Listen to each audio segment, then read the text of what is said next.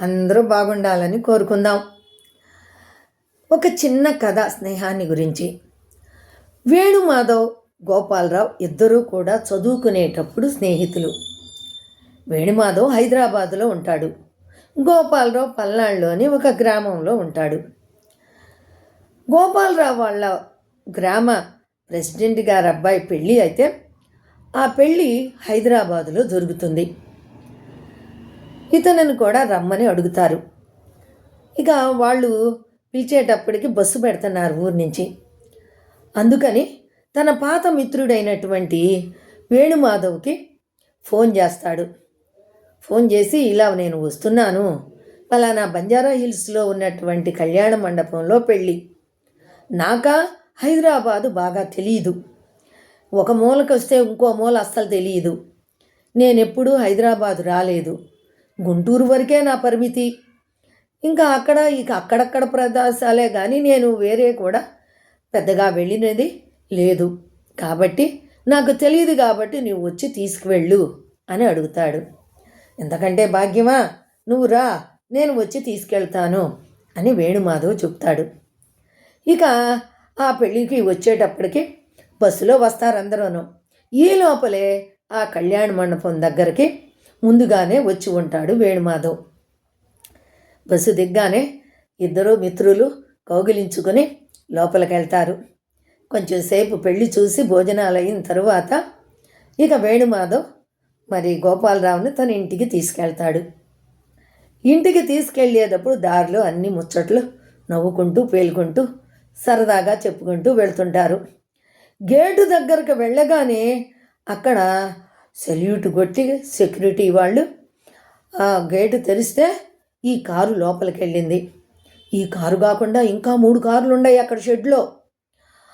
ఇది చూడగానే తినికి ఆశ్చర్యం వేస్తుంది. తన ఇల్లు గుర్తొస్తుంది. తన ఇల్లు గేటు కర్రలతో చేసినటువంటి దాన్ని పెండి అంటారు, అది గోడకు తగిలిచ్చి ఉంటుంది. అది తీసుకుని లోపలికి వెళ్ళాలి. వాళ్ళ ఇల్లు గుర్తొస్తుంది. ఇదేమో పెద్ద బంగళా. వాళ్ళిల్లు చూస్తే పురాతన కాలంలో ఉండే మరి పెంకుటిల్లు, దాని చుట్టూరా కొంత ప్లేసు అలా ఉంటుంది వాళ్ళిల్లు. ఇది లోపలికి వెళ్ళగానే ఇంద్రభవనం ఉన్నట్టు ఉంటుంది. ఇంత పెద్ద హాలు. మరి అసలు ఎక్కడ చూసినా కూడా వింతగా అనిపిస్తుంది అతనికి. అవన్నీ కూడా పెయింటింగ్స్ అవన్నీ చూస్తే. లోపలికి వెళ్ళగానే, భార్గవి, మీ అన్న వచ్చాడు చూడు అని చెప్పి అంటాడు. ఆయన భార్యను పిలుస్తాడు. ఆవిడ వస్తుంది. ఆవిడ తెల్లని నైట్ డ్రెస్ వేసుకుని ఉంటుంది, మెరిసిపోతూ ఉంటుంది. చూడగానే ఎంత హాయ్ అన్నయ్య అంటూ వస్తుంది. హాయ్ అమ్మ, బాగున్నారా, రండి, మీ గురించే మీ మిత్రుడు ఒకటే రకంగా చెప్తున్నాడండి అని భార్గవి అంటుంది. అలా సంతోషంగా మాట్లాడుకుంటూ తన రూమును చూపిస్తారు. ఆ రూములోకి వెళ్ళగానే ఇంకా ఆశ్చర్యం. డబుల్ కాట్ మంచం, దాని మీద పొరుపులు, ఇంకా చుట్టూ గోడల నిండా పెయింటింగ్స్, చాలా బాగుంటుంది. అలా పడుకోగానే నిద్ర పడుతుంది. పొద్దున్నే లెగవలేడు. 7 అయిపోయింది. ఎప్పుడూ పొద్దున్నే లేచేటటువంటి గోపాలరావు 7 అయినా లెగవలా. అప్పుడు వేణుమాధవే వచ్చి, గోపాల్ లేచావా అంటూ వస్తాడు. బెడ్ కాఫీ తాగుతావా? లేదురా అనేసి లేచి బాత్రూమ్కి వెళ్తాడు. బాత్రూమ్ చూపిస్తాడు. బాత్రూంలోకి వెళ్తాడు.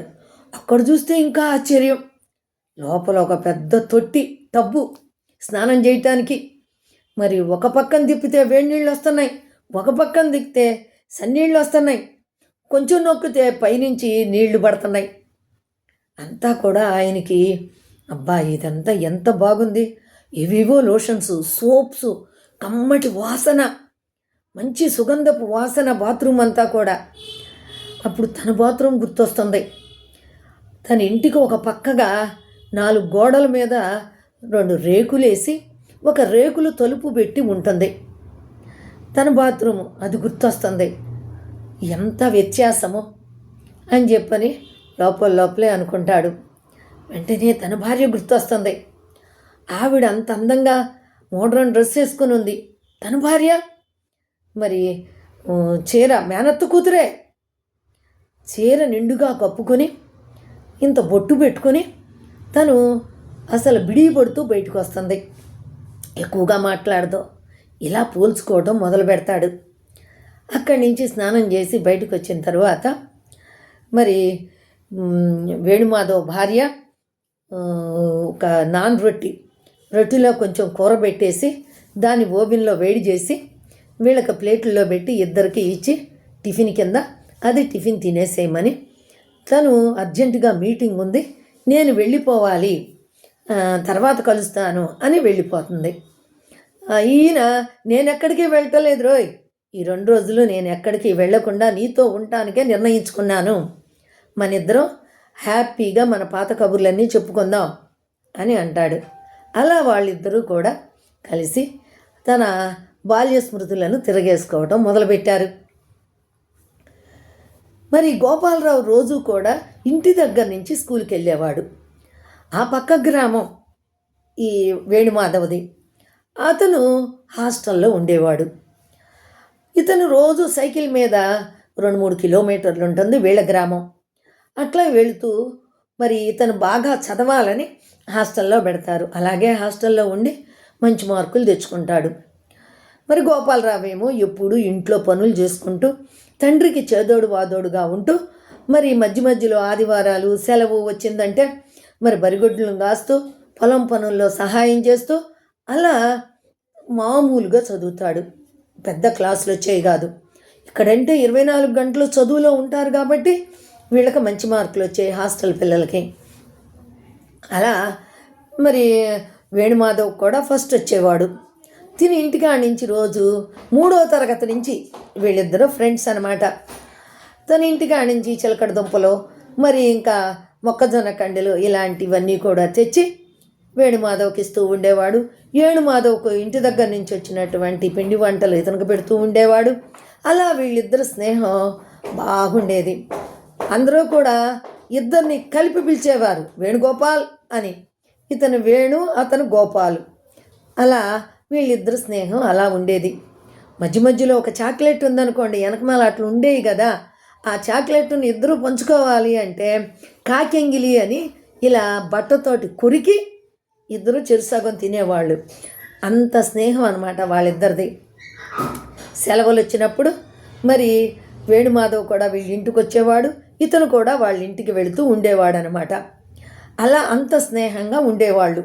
అవన్నీ కూడా గుర్తు తెచ్చుకుంటూ మాట్లాడుకుంటూ అలాగే ఒక రూమ్లోకి తీసుకెళ్ళాడు. అది డ్రాయింగ్ రూము.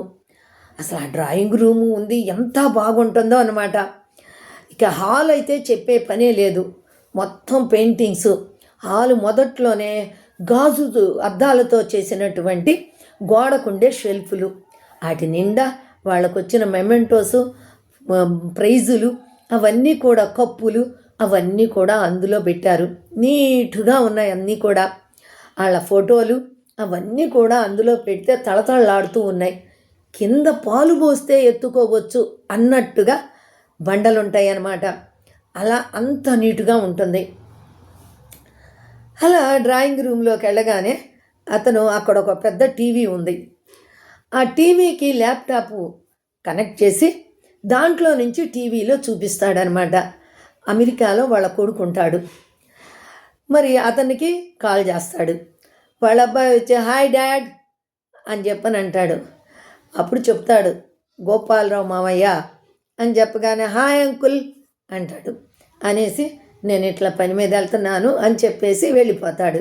పిల్లలు వచ్చి హాయ్ గ్రాండ్ ఫా అంటారు. అలా తర్వాత కెనడాలో కూతురు ఉంటుంది, వాళ్ళకు చూపిస్తాడు. ఆ అమ్మాయి మాట్లాడుతుంది హాయ్ అంకుల్ అంటూ. అలాగే వాళ్ళ పిల్లలు కూడా. అలా వాళ్ళని పెద్ద చదువులు చదివించాడు, పెద్ద పెద్ద ఉద్యోగాల్లో ఉన్నారు అక్కడ. తరువాత ఒక పెద్ద రూమ్లోకి తీసుకెళ్ళాడు. అక్కడ పెద్ద స్క్రీన్ ఉంది. ఆ స్క్రీన్లో మరి సినిమాలు వేసుకుని చూడవచ్చు. సినిమా హాల్ లాగా ఉంది, ఒక చిన్న మినీ థియేటర్ లాగా. చక్కగా చైర్స్ వేసి ఉన్నాయి, కూర్చుని పడుకొని చూడవచ్చు. అక్కడ ఒక సినిమా పెట్టాడు మంచి మిత్రులు. అది దానికొక వీళ్ళకి ఒక మెమరీ ఉంది. దాంట్లో ఎన్నాళ్ళో వేచిన హృదయం అనే ఒక పాట ఉంటుంది. అదంటే వాళ్ళిద్దరికీ కూడా చాలా ఇష్టంగా ఉండేది. ఒకరోజు స్కూల్లో నుంచి ఆ మెమరీ ఏంటో తెలుసుకుందాం. ఒకరోజు ఇతను హాస్టల్లో ఉంటాడు కదా వేణు. ఈ గోపాల్ ఏం చేశాడు, సైకిల్ మీద వచ్చి స్కూల్ అయిపోగానే హాస్టల్లో చెప్పకుండా వేణువుని ఎక్కించుకుని వచ్చేస్తాడు. కృష్ణ ఫ్యాన్స్ ఇద్దరూను, కృష్ణ అంటే ఇష్టం అన్నమాట. వచ్చేసేసి ఫస్ట్ షో సినిమాకి తీసుకెళ్తాడు, ఆ మంచి మిత్రుడు సినిమాకి. అది అయిపోయిన తర్వాత చిన్నగా తీసుకువచ్చి గేటు మీద నుంచి ఎక్కించి లోపలికి పంపించి తను వెళ్ళిపోతాడు. వార్డెన్ చూస్తాడు, ఏం మాట్లాడడం, ఇతను వెళ్ళిపోతాడు. తన రూమ్లోకి వెళ్ళి పడుకుంటాడు. మర్నాడు గోపాల్ రాగానే ఇక అతన్ని తీసుకొని ఆఫీస్ రూమ్లోకి తీసుకెళ్తారు. ఇద్దరిని పిలుస్తారు. రాత్రి ఎక్కడికి వెళ్ళారు? సినిమాకి వెళ్ళామండి. ఇక చింతమెల్లిలు ఉంటాయి, ఆ మెల్లి పెట్టి గోపాలను కొట్టేశారు హెడ్ మాస్టారు. నువ్వు తా చెడ్డకోతి వనం వల్ల చేర్చిందన్నట్టు నువ్వు చెడిపోయేది కాకుండా వాడిని కూడా చెడగొడతావా? వాడు ఫస్ట్ క్లాస్ వచ్చేవాడు, నువ్వెట్టాగో నీకు రాదు, ఆ వచ్చేవాడిని చెడగొడతావా? చెప్పకుండా నువ్వు తీసుకెళ్తావా? ఇలా అని వీడిని కొడతారు. అతన్ని కొట్టరు, ఎందుకంటే కాస్త ఉన్న పిల్లవాడు కదా, మంచి మార్కులు తెచ్చుకునే పిల్లవాడు కదా. అతన్ని కొట్టకుండా అతను ఊరికే ఒక దెబ్బేసి మిగతా అదంతా ఇతన్నే కొడతారు. అతన్ని కొడుతుంటే గోపాల్ను కొడుతుంటే వేణువుకి ఏడుపు వస్తుంది. అతను కొట్టేస్తున్నాడే నా మూలంగానే కదా అని బాధపడతాడు. సరే ఇంకా దులిపేసుకున్నారు, వెళ్ళిపోతారనమాట. ఆ సినిమా మెమరీ అది అలా జరిగింది. ఇప్పుడు కూడా అది జ్ఞాపకం తెచ్చుకుంటారు. ఎరా ఆ సినిమా చూద్దామా ఇంకొకసారి అని ఆ సినిమా పెట్టుకుని కాసేపు చూసి అలా ముచ్చట్లాడుకుంటూ అలా అతని భార్య వస్తుంది, భార్గవి వస్తుంది. వచ్చినాక చక్కగా మాటల్లో మునిగి తేల్తారు. తను ఇక 10వ తరగతి వరకు కలిసిమెలిసి ఉన్నారు. తర్వాత ఈ గోపాలరావు ఇంటి పనుల్లో పడిపోయాడు, వ్యవసాయ పనుల్లో. బయటికి వెళ్ళి చదువుకోలే. మరి ఇతను చదువుకోవాలనే కాంక్షతోటే కదా హాస్టల్లో ఉండి చదువుకున్నాడు కదా. అక్కడి నుంచి గుంటూరు ఇంటర్మీడియట్ అయిపోయింది. అక్కడే డిగ్రీ చదివేటప్పుడు భార్గవిని ప్రేమిస్తాడు. అలా అది అయిపోయిన తర్వాత యుఎస్ వెళ్తారు. యుఎస్ కూడా ఇద్దరూనే వెళ్తారు. అక్కడ యుఎస్లో ఇద్దరు ఒకే కాలేజీలో చదువుకుంటారు, సీట్లు వస్తాయి. అలా ఆ ప్రేమ ఇంకా కాస్త ఎక్కబోతుంది. ఇండియాకు వచ్చి పెళ్లి చేసుకుంటారు. ఆ పెళ్ళికి మాత్రమే ఈ గోపాలరావు వెళ్ళాడు, అప్పుడు మాత్రమే చూశాడు. తర్వాత ఇన్నేళ్లలో మరి వేణువుని చూడలేదు.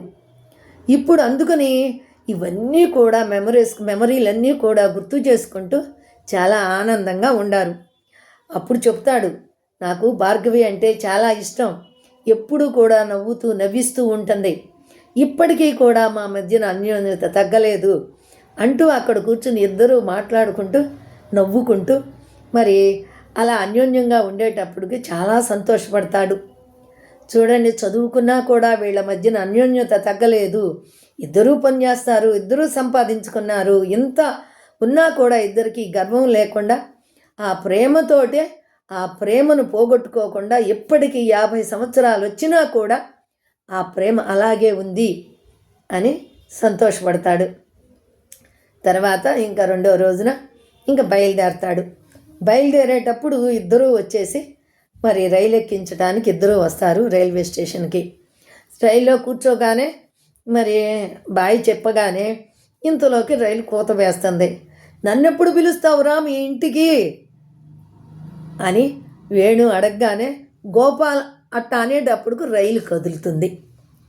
అప్పుడు అనుకుంటాడు, నేనేం పిలవాలి, నీ ఇల్లు ఎక్కడా, నా ఇల్లు ఎక్కడా, ఎక్కడ పోల్చుకుంటానికి ఎక్కడా కూడా కొద్దిగా కూడా దగ్గర లేదే అని బాధపడతాడు. ఎలా పిలిచేది నిన్ను నా ఇంటికి, అబ్బా అని మనసులోనే అనుకుంటాడు. ఇంటికి వెళ్తాడు. తర్వాత ఒక వారం రోజులు అయిపోతుంది. పొలం నుంచి వచ్చి అలా వచ్చేటప్పటికి ఆ గేటు పెండుం దగ్గర ఇతను ఉంటాడు, వేణు ఉంటాడు. ఆశ్చర్యం గోపాల్కి, ఏంట్రా ఇది కళ నిజమా, నువ్వు మా ఇల్లు ఎత్తుక్కుంటూ వచ్చావా, ఎప్పుడు వచ్చావు ఏంటి అనేసి ఆశ్చర్యంతో సంతోషంతో కౌగిలించుకొని ఇక లోపలికి తీసుకెళ్తాడు. లోపలికి వెళ్ళిన తర్వాత అతని భార్య శ్రావణి, శ్రావణి త్వరగా రా, నా మిత్రుడు వచ్చాడు, మీ అన్నయ్య వేణు వచ్చాడు అనగానే ఆవిడ వంటింట్లో నుంచి చీర నిండుగా కప్పుకొని బయటకు వచ్చి, నమస్కారం అన్నయ్య గారు అని అంటుంది. ఆవిడని చూడగానే ఇతనికి చాలా సంతోషం అనిపిస్తుంది. ముఖం నిండా పసుపు, మరి ఇంత రూపాయి బిళ్ళంత కుంకుమ, నిండుగా చీర, ఎంత వందనంగా ఉంది అని అనుకుంటాడు మనసులో. అలా మరి ఇద్దరికి ఆవిడ పలహారాలు తీసుకొచ్చి పెడుతుంది. ఆ తర్వాత వాళ్ళ కోడల దగ్గరకు తీసుకెళ్తాడు. ఆ కోడలు చిన్నపిల్లలతో సరదాగా ఆడుతూ వాళ్ళకి గేమ్స్ నేర్పిస్తూ ఉంటుంది. తీసుకెళ్ళగానే, హాయ్ మామయ్య గారు, బాగుండారా అంటూ నమస్కారం చేస్తూ వస్తుంది. వాళ్ళ కూతురు ప్రసవించి ఒక 10-15 రోజులు అవుతుంది. ఆ నెత్తికి గుడ్డ కట్టుకొని ఆ బిడ్డను తీసుకొచ్చి వాళ్ళ చేతిలో పెడుతుంది. ఆ చంటి బిడ్డను ఎప్పుడూ ఎత్తుకున్న అలవాటు లేదు. ఎందుకంటే ఆ పిల్లలందరూ కూడా అలా, తన పిల్లలు ఎప్పుడు కూడా అట్లా ముట్టుకున్న పాపం పోలా. ఇప్పుడు మనవాళ్ళు మనవరాళ్ళను కూడా తను ఎత్తుకోలేదు. ఎందుకంటే వాళ్ళు అమెరికాలోనో కెనడాలోనో పుట్టిన వాళ్ళు. వీళ్ళు వెళ్ళేటప్పటికి వాళ్ళు హాయ్ గ్రాండ్ పా అనే దశకు వచ్చేసారు. అందుకని ఈ చిన్న బిడ్డను ఎత్తుకోవటం ఆయనకి, అట్లా ఎత్తుకునేటప్పుడు అదొక రకమైన ఆనందం, అదొక రకమైన అనుభూతి పొందుతాడనమాట. ఇంత చిన్న బిడ్డను ఎత్తుకున్నానే అంటే ఆ బిడ్డ మరి ఎట్లా మెత్తగా ఉంటుంది కదా శరీరం, అదంతా కూడా అది ఒక అనుభూతి అనిపిస్తుంది అనమాట ఇతనికి. అట్లా ఉండగానే వాళ్ళ అమ్మగారు వస్తుంది. మర్చిపోయాను, ఇక్కడ ఒక పని జరుగుతుంది. అతను తీసుకొచ్చి అక్కడ ఒక పడక కుర్చీలో కూర్చోబెడతాడు. ఆ పడక కుర్చీ గోపాల్ వాళ్ళ నాన్నగారు కూర్చునేది. ఎప్పుడన్నా వేణుని తీసుకొచ్చేవాడు కదా సెలవుల్లో, అప్పుడంట వేణుకి ఆ పడక కుర్చీలో కూర్చోవాలని అనిపించేదట. ఇప్పుడు కూడా ఆ ముచ్చట చెప్పుకున్నారు. అరే, మీ నాన్నగారు ఇందులో కూర్చునేవారు కదా, నాకు అందులో కూర్చోవాలని ఉండేదని నీకు చెప్పేవాడిని, ఇప్పుడు నేను అందులో కూర్చుంటానని చెప్పని అందులో కూర్చుంటాడు. అది అట్లా నవ్వుకుంటారనమాట. అలాంటివన్నీ చెప్పుకొని ఆ పాత జ్ఞాపకాలన్నీ, ఆ పల్లెటూరులో జరిగే జ్ఞాపకాలన్నీ కూడా వాళ్ళు అలా గుర్తు తెచ్చుకొని సంతోషంగా ఉంటారు. ఇంతలోకి వాళ్ళ అమ్మగారు వస్తుంది. గోపాల్ వాళ్ళ అమ్మగారు యశోదమ్మ. ఆవిడొచ్చి, ఏరా బాబు బాగున్నావా అంటూ మరి ఎంతో ఆప్యాయంగా పలకరిస్తుంది. ఎట్లా ఉన్నావు అనుకుంటూ, అది అట్లా బుగ్గలు నిమిరి తల నిమిరి, ఎన్ని రోజులయ్యింది నాయన మిమ్మల్ని చూసి అని ఆనందంతో అలా నిమురుతుంటే ఆయనకు అదొక రకమైన అనుభూతి. మరి నాకు మరి ఆయనకి పెద్దవాళ్ళు లేరు. చిన్నప్పటి నుంచి హాస్టల్లో పెరిగి చివరికి ఇప్పుడు కూడా తను భార్య అనేనే కదా ఉంటున్నారు. ఇక్కడ వీళ్ళ సంసారం చూస్తుంటే చాలా ఆనందంగా అనిపిస్తుంది. ఒక పక్కన కొడుకు అంటాడు, నాన్న ఈరోజు మీరు మీ స్నేహితులు వచ్చారు కదా, మీరు మామయ్య ఇద్దరూ కూడా కాలక్షేపం చెయ్యండి, నేను వెళ్తాను పొలం, నేను ముందు కొట్టిస్తాను అని చెప్పని అంటాడు. మరి కొడుకు, కోడలు, కూతురు, తల్లి, ఇంత పెద్ద ఫ్యామిలీ. ఈ కుటుంబంలో అసలు ఆ ఇల్లు, ఆ మండవాలోగిలి పాతిల్లు అయినా కూడా మరి ఎక్కడా చెక్కు చెదరకుండా మరి అలాగే ఉంది. వరండాలో చక్కగా అలికి ముగ్గులేసినటువంటి వరండా. ఆ ముగ్గులన్నీ కూడా తెల్లటి పిండితోటి వేసిన ముగ్గులు. ఆ రంగవల్లులు, మరి కళ్ళాపి, పేడతో వేసిన కళ్ళాపి, ఆ కళ్ళాపి మీద ముగ్గులు. ఇదంతా వేరే లోకంలోకి తీసుకెళ్ళిపోతుంది. ఇదంతా కూడా వేణుమాధవ్కు చాలా ఆనందం అనిపిస్తుంది అనమాట. ఈ పల్లెటూరు సొగసులు చూసి నేను ఎన్ని సంవత్సరాలు అయిపోయింది, మరి ఇన్ని సంవత్సరాలకి నేను ఈ అనుభూతులన్నీ పొందుతున్నాను కదా అని సంతోషపడతాడు. అలాగే స్నేహితులు ఇద్దరూ కలిసి బండి మీద తోటకెళ్తారు. అక్కడ కొబ్బరి బొండాలు కొట్టించుకొని తాగుతారు. అలాగే అక్కడ ముంజికాయలు ఉంటే అది కోసుకొని అది కొట్టించుకొని ఇలా తీసుకుని తినటం, ఇవన్నీ కూడా గుర్తుకు తెచ్చుకుంటారనమాట. అలాగే అవి తింటూ పాత జ్ఞాపకాల్ని జ్ఞాపకం చేసుకుంటూ సరదాగా గడిచిపోతుంది. అవునరా, మరి నువ్వు చెప్పా చేయకుండా ఎలా వచ్చావు అని అడుగుతాడు. నేను ఇక్కడ దాకా రాలేదు. మా యొక్క పెనుతాతయ్య వాళ్ళ అబ్బాయి పొలం ఉంది. నేను ఎప్పుడూ దాన్ని పట్టించుకోలేదు. ఆ పొలాన్ని ఆయనే వాడుకుంటున్నాడు. ఇప్పుడు అది అమ్ముకానికి పెట్టుకున్నాడు. నేను ఒక సంతకం చేయవలసి వచ్చింది, అందుకని వచ్చాను. ఆ పని అయిపోయింది. తిరుగు ప్రయాణం వెళుతూ ఉండగా కారు ట్రబుల్ ఇచ్చింది. ఇక సరే కదా, ఇక్కడికి వచ్చాను కదా, నిన్ను చూడకుండా ఎలా వెళ్ళాలి? అందుకని నేరుగా నీ ఇంటికి వచ్చేసాను. డ్రైవర్ని పంపించానులే, ఆ సామాన్లు తీసుకొచ్చి బాగు చేయించుకురమ్మని అని చెప్తాడు. అలా అసలు ఇంకా ఆనందం పట్టలేనట్టుగా ఉంటుంది. ఈ పాత జ్ఞాపకాల్లో మైమర్చిపోతారు ఇద్దరు స్నేహితులు. ఇంటికి వచ్చేటప్పటికి అరిటాకు వేసి చక్కగా అన్ని రకాల వంటకాలతోటి భోజనం. అసలు ఆ భోజనం చేస్తుంటే తనకి ఎక్కడో ఆనందం, ప్రేమ. ఇంత ప్రేమగా ఇలాంటి భోజనం చేసి ఎన్ని రోజులైంది, ఎన్ని సంవత్సరాలు గడిచిపోయింది అని ఆలోచించుకుంటూ ఉంటాడు.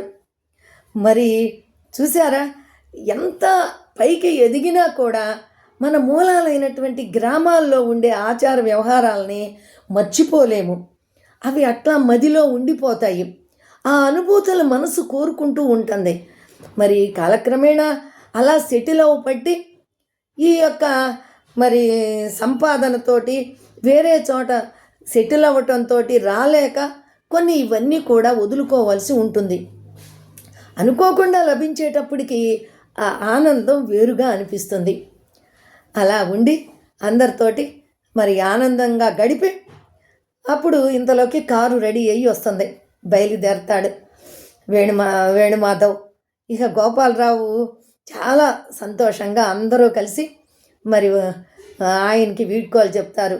యశోదమ్మ గబగబా కాసిన అరిసెలు, సున్నుండలు కొన్ని డబ్బాల్లో పెట్టి పట్టుకొచ్చి, అయ్యా ఈ పట్టుకెళ్ళు అని ఎంతో ప్రేమగా ఇస్తుంది.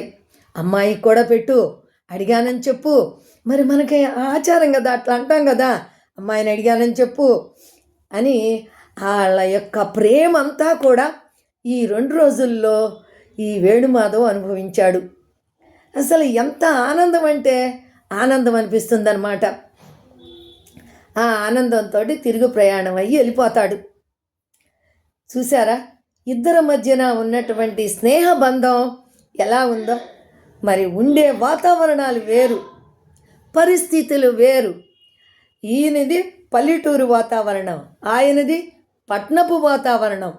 అయినా కూడా ఈ ఫ్యామిలీ అన్యోన్యత, ఆనందం, ఈ ఫ్యామిలీ కూడా అన్యోన్యత, ఆనందం.